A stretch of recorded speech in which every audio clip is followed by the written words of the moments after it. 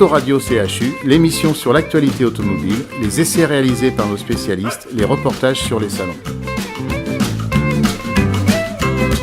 Bonjour à toutes et à tous, bienvenue sur Autoradio CHU, votre émission sur l'automobile. Alors j'en profite pour vous dire que le type de l'émission va changer parce que nos chers constructeurs considèrent que les radios locales et la presse locale n'a aucun intérêt pour eux. Donc écoutez, comme ils sortent que des caisses à savon, des SUV où il faudra 25 planètes pour tous les fabriquer et qu'on peut pas dire que ces voitures-là consomment 10 litres au 100, qu'elles bouffent du pneu sans les mettre en colère, on va plus en parler. Sauf si on a un jour qui a l'intelligence de nous inviter, on continuera à dire la vérité sur nos voitures.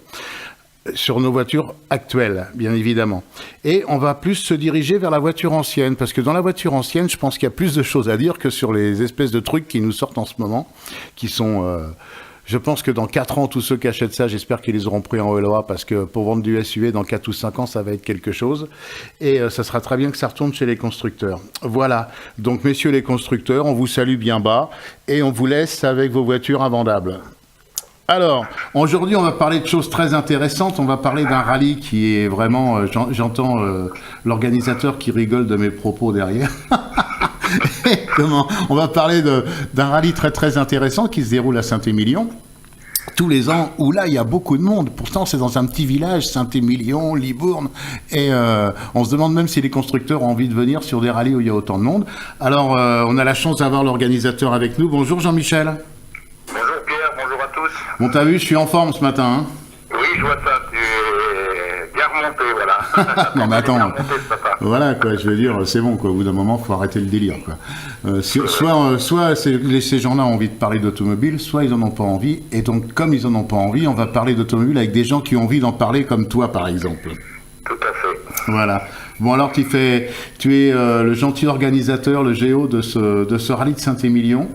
Eh ben, écoute, tu vas nous donner les dates, les moments cruciaux, et donner envie à plus de gens d'aller le voir encore. Tout à fait. Cette année, on a la chance que le week-end de l'Ascension soit fin mai. Donc, comme tous les ans, le rallye de Saint-Émilion se fait le week-end après le jeudi de l'Ascension. Cette année, ça sera le 1er juin. Et donc, le 31 mai, à partir de 14h30, il y a toutes les vérifs administratives et techniques qui se passent sur le site de la case de Puisseguin, parce qu'on dit toujours le rallye du Saint-Émilion, et ça se passe sur la commune de Puisseguin, en Gironde, au nord Gironde. On est presque dans la Dordogne, pas loin. Et voilà, donc petit village, comme tu disais, encore plus petit que Saint-Émilion.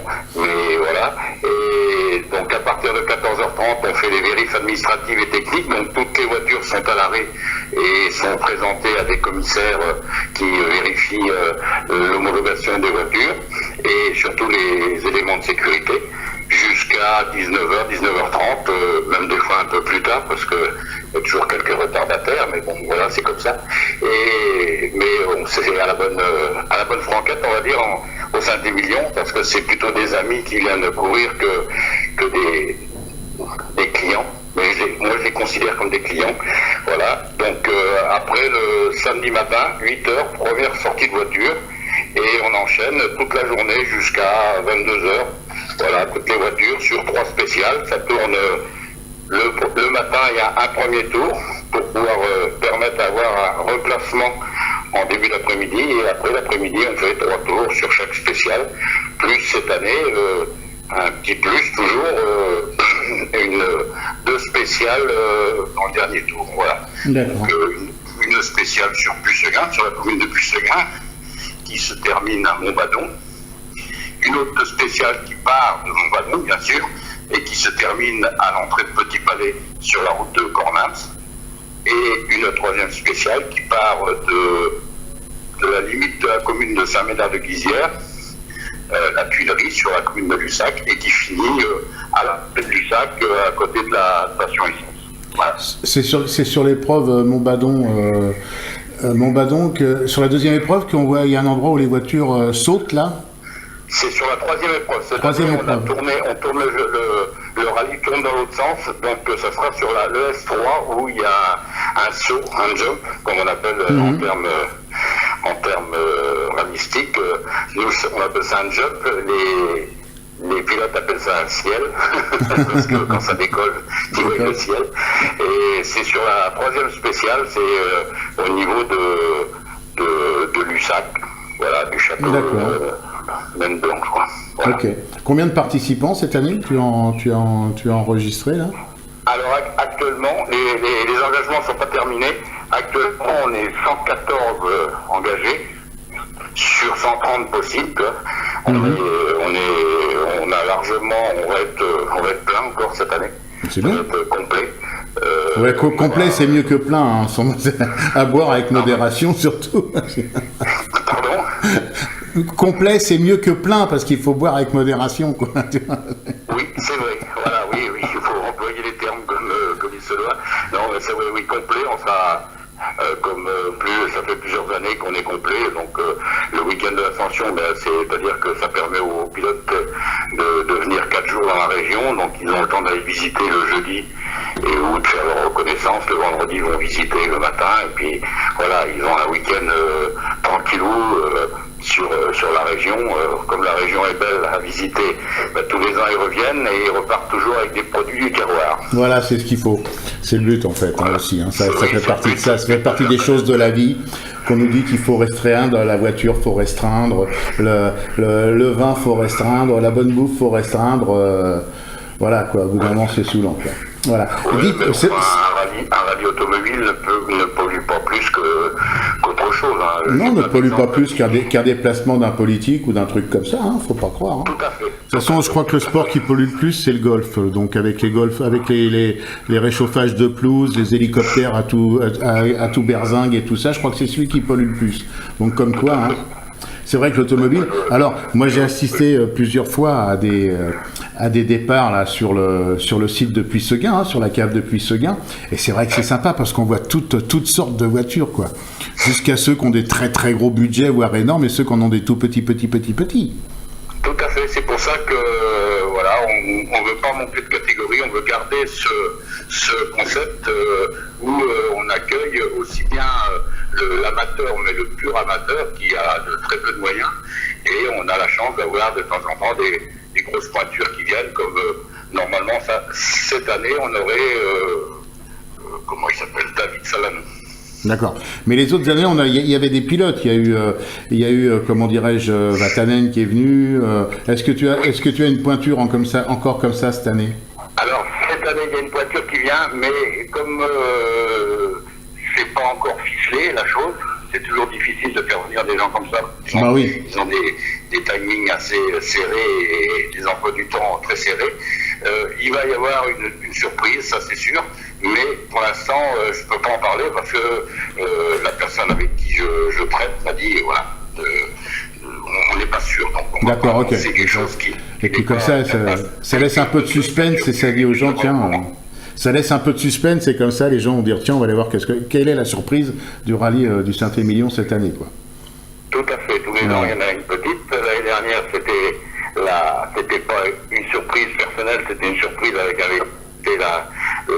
l'Alpine A110 Cup, le numéro 1, ouais. Qui cette Alpine cette année va être homologuée pour rouler en rallye en GT10, et l'année prochaine on aura certainement des G10 Alpine au rallye du Saint-Émilion. Ah, c'est bien, c'est parfait. Oui, ça. Parce que cette année elles seront homologuées et je pense que le premier rallye qu'elles pourront faire c'est le rallye des Alpes. D'accord. Ou le rallye du Mont Blanc, enfin le rallye du Mont Blanc, je pense. Ouais. Ok. Bah écoute, en plus c'est une superbe voiture. Oui, c'est une belle réussite. Il y a encore beaucoup de gens qui ont vu cette mythique voiture faire des très très bons rallyes dans les années, on va dire 70, 80. Ah oui, c'était quand même la reine de l'asphalte et de la neige sur le championnat du monde des rallyes, cette voiture. Hein. Ah oui, il y en a eu d'autres. Hein. La France a quand même marqué le sport automobile, surtout en rallye. Et voilà quoi. Ah oui, on a des constructeurs qui sont pointus. Quand ils veulent se mettre au travail pour faire une belle voiture, une belle auto de rallye ou de course, aussi bien sur circuit que sur rallye, ils sont capables. Donc voilà. Mais je pense c'est des gens qui doivent être freinés, voilà. Ouais. Voilà, bah écoute, c'est parfait. Donc je rappelle que l'entrée est gratuite quand même, c'est important de le dire. Oui. Il y a une restauration rapide sur place. Ouais. Et voilà, tout se passe au niveau de la cave. Oui. Moi, ce que je rappelle, c'est que le rallye, c'est un événement gratuit, donc il faut respecter quand même les zones de sécurité. Donc sur le site du rallye, rallydu-saint-émilion.fr, vous aurez d'ici quelques jours tous les plans pour vous rendre sur des zones qui sont sécurisées, des zones publiques. Il faut rappeler que partout il y a de la rubalise verte, c'est autorisé. Partout il n'y a pas de rubalise ou de la rubalise rouge, c'est interdit, et franchement interdit. On dit toujours que la voiture ça sort jamais, mais ça sort, on ne sait jamais où ça sort. C'est clair, ça c'est Voilà. très évident. C'est du sport automobile et c'est quand même un sport dangereux, sans faire de polémique, mais c'est quand même un sport dangereux où les voitures vont pousser dans leur dernier retranchement. Voilà, puis ça roule vite, comme tu dis, c'est poussé dans les derniers retranchements, pas pour tous les pilotes, même il y en a, c'est pas la voiture, c'est le pilote, mais bon, ça c'est une petite blagounette que j'ai envie de faire. Mais c'est vrai qu'une voiture, ça peut sortir, ça peut faire des tonneaux, ça peut partir en l'air, ça peut faire... Surtout que c'est J'ai des... jamais vu un piéton courir plus vite qu'une voiture. Ça c'est clair. Et puis surtout qu'avec l'effet de surprise, on prend la voiture à côté de nous ou sur la tête et sans s'en apercevoir, quoi. Ça c'est vrai que de toute façon, hélas, il y a plein de vidéos qui circulent sur le net maintenant où on s'aperçoit qu'il y a des gens qui s'en sont sortis, mais ça relève du miracle quand même. Hein. Oui, tout à fait. Donc les zones de sécurité sont pas là pour rien. Il y a combien de commissaires sur tout le circuit? Eh bien, il y a 80 commissaires. Ah ouais. Et 80 à peu près autant d'officiels de la fédération. D'accord. Des gens qui sont là pour surveiller le départ, les chronométreurs, des gens qui sont au pointage. Voilà, ça fait à peu près 250 personnes à gérer ce week-end. Ouais, ça tient. À chaque fois que je te vois sur ce rallye, tu cours partout, t'es pris par tout le monde. Enfin, c'est quelque chose de. Voilà. Donc on rappelle la date, Jean-Michel, parce qu'on arrive à la fin de l'émission. C'est le 31 et le 1er juin. La course c'est le 1er juin, le 31 c'est les vérifications. D'accord. Et cette année on a encore un gros plateau. On a le deuxième de l'année dernière qui est là, Fred Purel, le troisième Cédric Aurillac. D'accord. Et puis plein de bagarres dans toutes les classes et les groupes. Eh ben bonne réussite à ton rallye comme tous les ans. Et on reste plus qu'à vous laisser et à dire au revoir.